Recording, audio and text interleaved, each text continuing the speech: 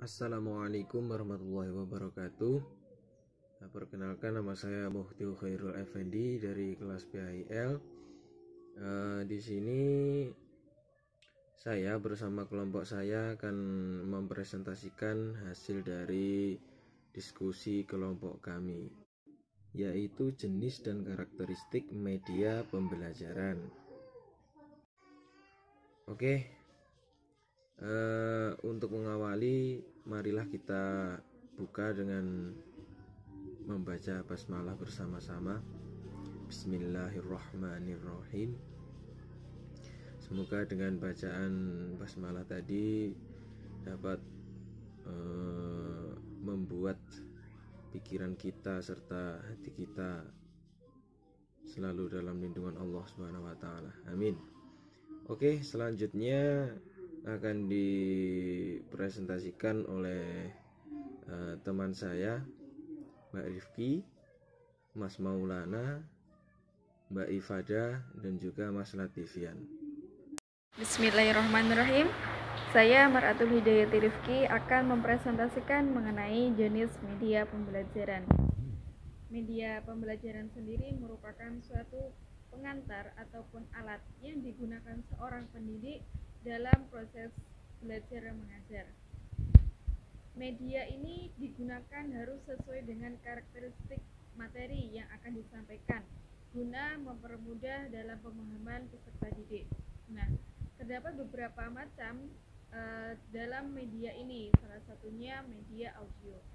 Media audio sangat terfokuskan pada indera pendengaran, di mana peserta didik dilatih untuk menganalisis maupun mengambil kesimpulan dari penyampaian media audio ini.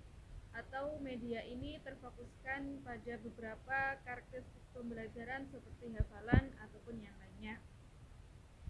Nah, selanjutnya yaitu media visual. Media ini sangat sering digunakan dalam kegiatan pembelajaran. Sedangkan media visual ini terfokuskan pada indera penglihatan dan penyampaiannya menitikberatkan pada penyampaian pesan yang bersifat verbal maupun non-verbal. Media visual ini sangat sering digunakan baik kompleks maupun dalam bentuk sederhana. Yang kompleks seperti contoh papan tulis maupun media presentasi yang lainnya. Mungkin cukup sekian dari saya. Assalamualaikum warahmatullahi wabarakatuh. Saya Maulana Cakasuna dari kelompok 1 mata kuliah media pembelajaran.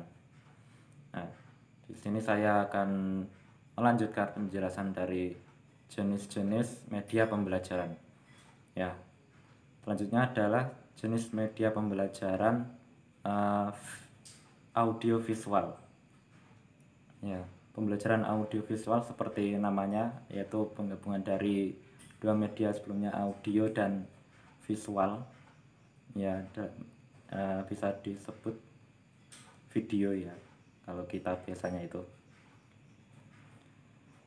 Contoh yang biasa kita temui pembelajaran dengan media audiovisual adalah video tutorial. Ya, yang biasanya kita kalau cari di YouTube itu ada kan video tutorial memasak misalnya, atau video tutorial statistika ya, seperti itu.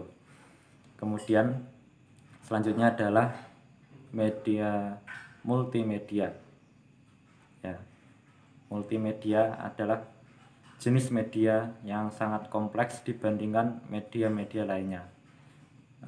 Keuntungannya, media ini kita dapat berinteraksi dan mengontrol media dengan alat kontrol yang tersedia pada media tersebut.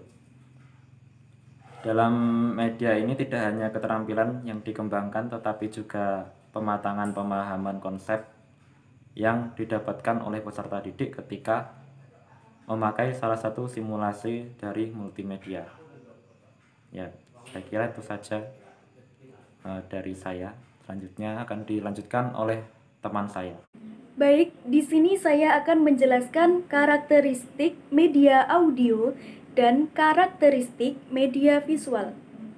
Yang pertama, karakteristik media audio, yaitu ada beberapa karakteristiknya. Yang pertama, mampu mengatasi keterbatasan ruang dan waktu. Maksudnya gimana? Contohnya, mata pelajaran pendidikan agama Islam itu kan di SMP atau di SMA dalam 1 minggu itu hanya ada 2 jam pelajaran saja. Nah, itu kan karena keterbatasan waktu. Maka dengan adanya media audio ini, maka bisa meminimalisir untuk kemoloran waktu. Jadi waktu yang minim itu bisa dimanfaatkan sebaik mungkin dengan media audio. Yang kedua, pesan atau program dapat diputar kembali. Nah, kalau dengan media audio itu pasti bisa diputar-putar ulang. Misalkan hari ini tidak paham, nanti diulangi lagi, diputar lagi, gitu, agar lebih paham, dan akhirnya dia bisa menerima materi itu. Yang ketiga, dapat mengembangkan daya imajinasi. Dengan adanya media audio ini, ketika peserta didik itu mendengarkan atau melihat tayangan itu, dia akan berimajinasi atau dia akan berpikir gambaran dari materi tersebut.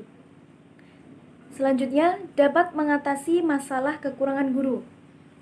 Jadi jika kekurangan guru, itu kan pasti gurunya mengampu banyak kelas. Ada cuma beberapa guru, tapi beliau mengampu beberapa kelas. Nah, untuk mengatasi kekurangan guru ini, guru tersebut dapat menggunakan media audio sehingga beliau tidak keteteran untuk mengajar beberapa kelas itu. Selanjutnya, sifat komunikasinya hanya satu arah. Jadi satu arah itu pembahasannya hanya itu, tidak melebar kemana-mana. Misalkan bab sholat, yaitu yang dibahas bab sholat, tidak melebar kemana-mana. Tuh. Kemudian sangat sesuai untuk pembelajaran musik dan bahasa.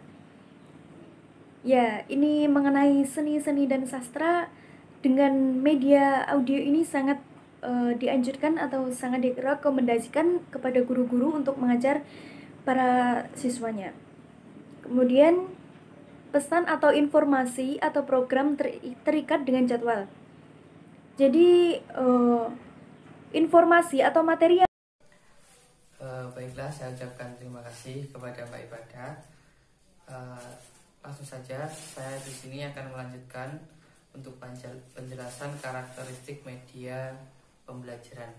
Langsung saja untuk poin yang ketiga, yaitu karakteristik media audiovisual. Jadi untuk karakteristik ini dibagi menjadi 8 poin. Yang pertama, bersifat linear. Yang kedua, menampilkan visual yang dinamis. Yang ketiga, secara khas digunakan menurut cara yang sebelumnya telah ditentukan oleh desainer atau pengembang. Yang keempat, cenderung merupakan bentuk representasi fisik dari gagasan yang real dan abstrak. Yang kelima, dikembangkan berdasarkan prinsip-prinsip psikologi, tingkah laku, dan kognitif. Yang keenam, sering berpusat pada guru, kurang memperhatikan interaktivitas belajar siswa pembelajar. Selanjutnya untuk poin yang keempat ini dibagi menjadi 8 bagian. Baiklah, langsung saja. Yang pertama, memiliki sifat yang konkret. Selanjutnya, dapat mengatasi batasan antara ruang dan waktu. Bisa memperjelas suatu masalah dalam bidang